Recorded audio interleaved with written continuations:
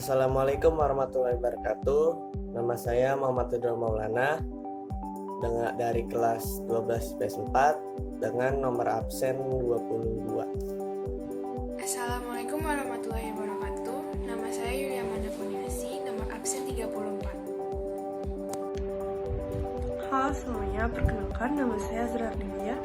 Saya absen 3 dari kelas 12 IPS 4. Sini saya akan membahas sistem pemerintahan demokrasi dalam negara Jepang. Nama saya Gamalia Justin Agape, saya kelas 12 IPS 4, absen 15. Assalamualaikum warahmatullahi wabarakatuh. Saya Nisan Ralfiah dari kelas 12 IPS 4, nomor absen 9. Assalamualaikum warahmatullahi wabarakatuh. Saya Rananda Ardina Devali dari kelas 12 IPS 4, absen 28.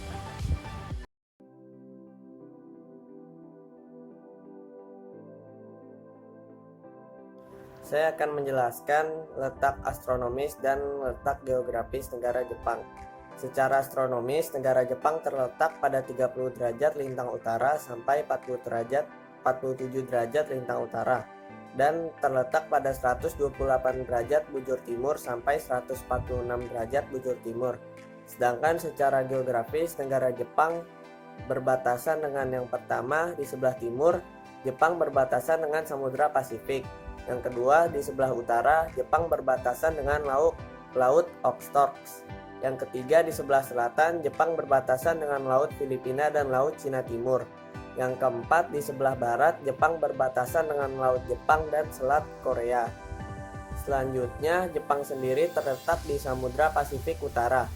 Laut Jepang memisahkannya dengan benua Asia, benua terbesar di alam. Sama halnya seperti negara Indonesia, Jepang terdiri dari ribuan pulau-pulau kecil. Namun yang terkenal hanya 4 pulau akbar, yaitu Honshu, Hokkaido, Kyushu, dan Shikoku. Sekian dari penjelasan saya, terima kasih.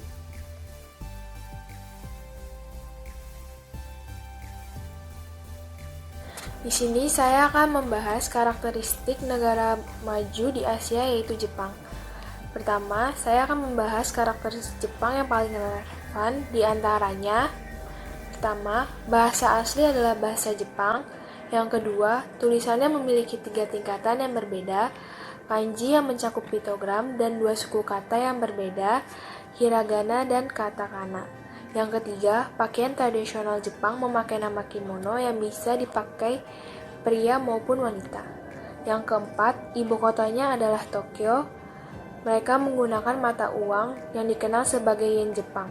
Yang kelima, bendera nasional Jepang adalah sebuah bendera dengan sebuah lingkaran merah di tengah bidang putih. Bendera ini secara resmi disebut Nisoki dalam bahasa Jepang, namun secara umum dikenal sebagai Hinomoru. Setelah saya membahas karakteristik negara Jepang yang relevan, saya akan membahas karakteristik negara Jepang yang lain. Yang pertama, ada budaya. Budaya Jepang telah memiliki pengaruh penting dari Asia dan Cina maupun dari luar negeri. Budaya tempat didasarkan pada gagasan kehormatan, kewajiban, dan kewajiban. Bagi mereka, moralitas dan perilaku yang diinginkan banyak dilakukan terutama di depan orang tua atau orang yang tidak dikenal. Penghargaan untuk orang tua diberikan pada semua individu. Dua, ada cuaca. Di Jepang mungkin untuk menemukan keempat musim. Di musim semi yang berlangsung dari Maret hingga Mei, iklimnya hangat dan cukup menyenangkan. Ada sedikit curah hujan saat ini.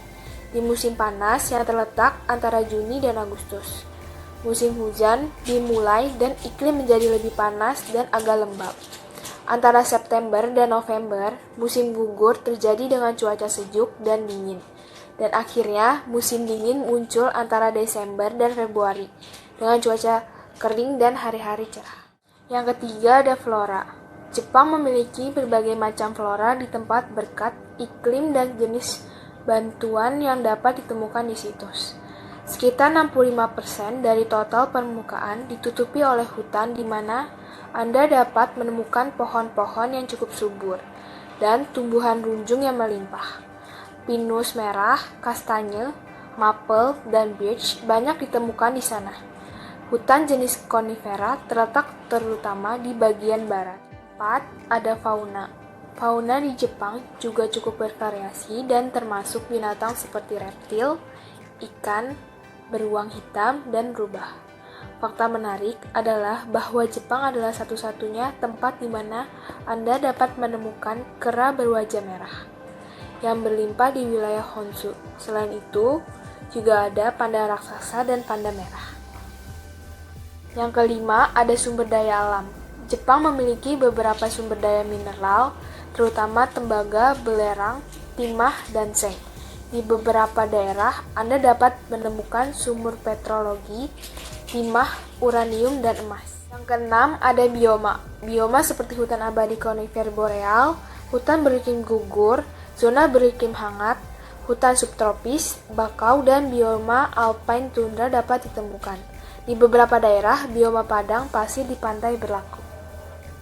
Yang ketujuh adalah olahraga. Berbagai olahraga diperhatikan di Jepang, tetapi seni bela diri yang mencakup doktrin seperti karate, jujitsu, judo, sumo, kendo, dan aikido adalah umum untuk mengamati praktik sepak bola, baseball, bola voli, dan tenis meja. Yang terakhir, yang kedelapan, ada kota terkenal di Jepang. Kota-kota utama yang dapat ditemukan di Jepang adalah Tokyo yang merupakan ibu kota negaranya. Selanjutnya ada Kyoto, Osaka, Hiroshima, Nagasaki, Sapporo, Kobe, dan Yokohama. Selain ada karakteristik negara Jepang, ada juga karakteristik orang Jepang. Yang pertama, tepat waktu. Kedua, pekerja yang lebih keras. Ketiga, sangat sopan. Yang keempat, kebersihan sebagai sebuah budaya. Yang kelima, sangat tekun dalam pekerjaan.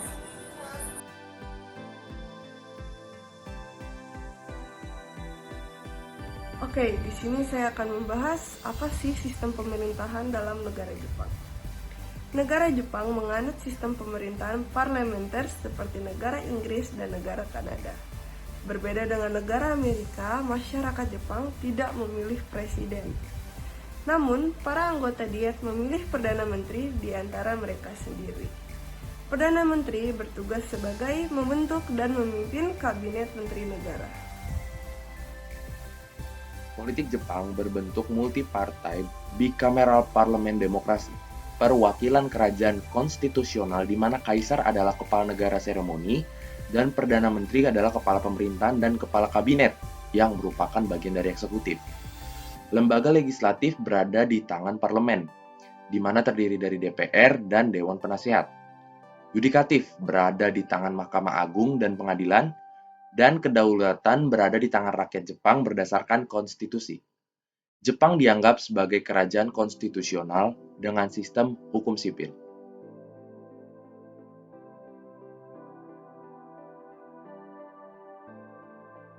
kerjasama bilateral dan kerjasama regional yang dilakukan oleh Jepang.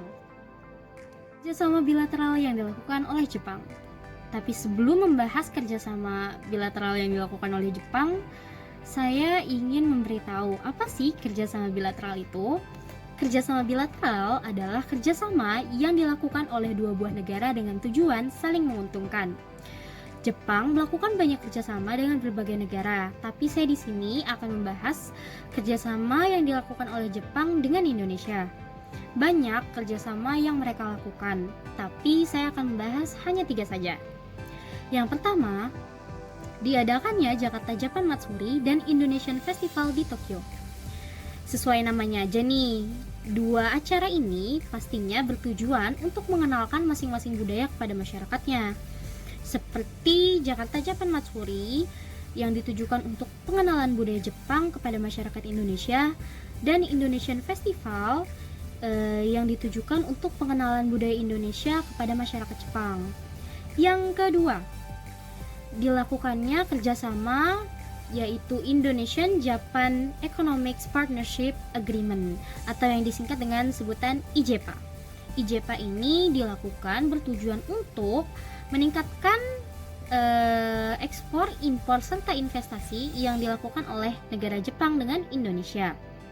Lalu yang ketiga, itu ada The Japan East Asia of Exchange Student and Youth. Nah, kerjasama ini itu merupakan pertukaran pelajar serta tenaga pengajar yang dilakukan oleh Indonesia dan Jepang. Selanjutnya, kerjasama regional yang dilakukan oleh Jepang. Sebelum membahas kerjasama regional yang dilakukan oleh Jepang, saya juga ingin memberitahu lagi tentang apa sih kerjasama regional itu. Kerjasama regional adalah kerjasama yang dilakukan oleh beberapa negara di dalam suatu kawasan tertentu. Jepang kan termasuk negara yang berada di kawasan Asia, khususnya Asia Timur. Ternyata Jepang ini melakukan kerjasama dengan beberapa negara di Asia Timur dan lingkup Asia, yaitu dilakukannya kerjasama Konferensi Tingkat Tinggi Asia Timur.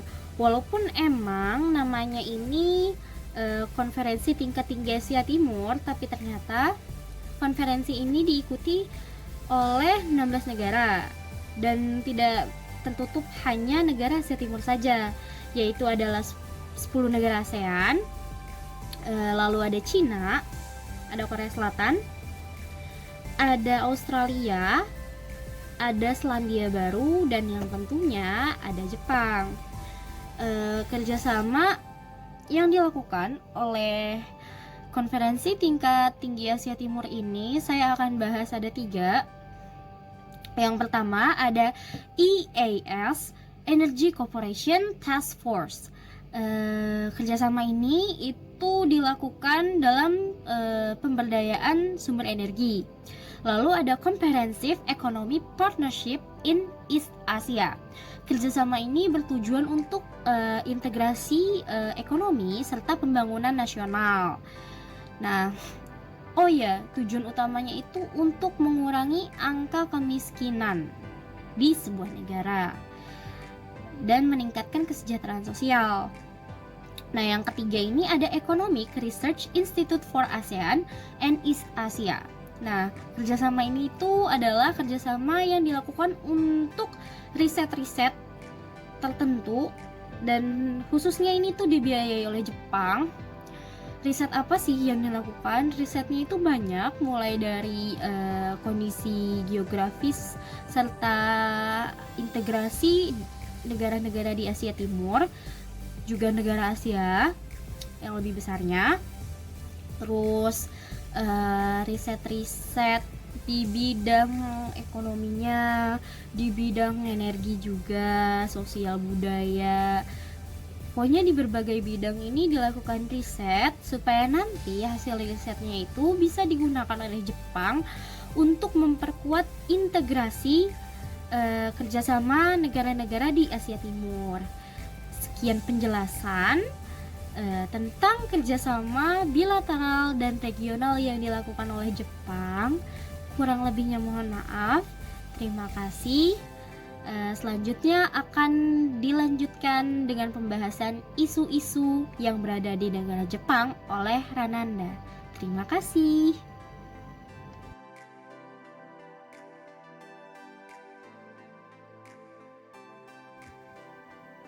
Isu-isu politik negara Jepang. Sejak PM Tanaka Kakue yang dijuluki sebagai Deka Seijika atau politisi migran kampung yang berkuasa pada 1972 sampai 1974, hampir tidak ditemukan kembali politisi dari sayap kanan yang memiliki basis konstituen dan dukungan daerah yang kuat. Kemenangan Suga Yoshihide ini juga merupakan kemenangan daerah. Selain juga menandai semakin lemahnya kekuatan sistem klan atau grup politik di dalam LDP yang pernah tumbuh subur setelah melemahnya kekuatan oposisi kiri atau sosialis dan komunis di Jepang pada 1970-an. Suga Yoshihide selain dekat dengan politisi daerah juga selama ini dikenal sebagai politisi yang relatif independen dan tidak berafiliasi pada klan atau grup politik di dalam tubuh LDP.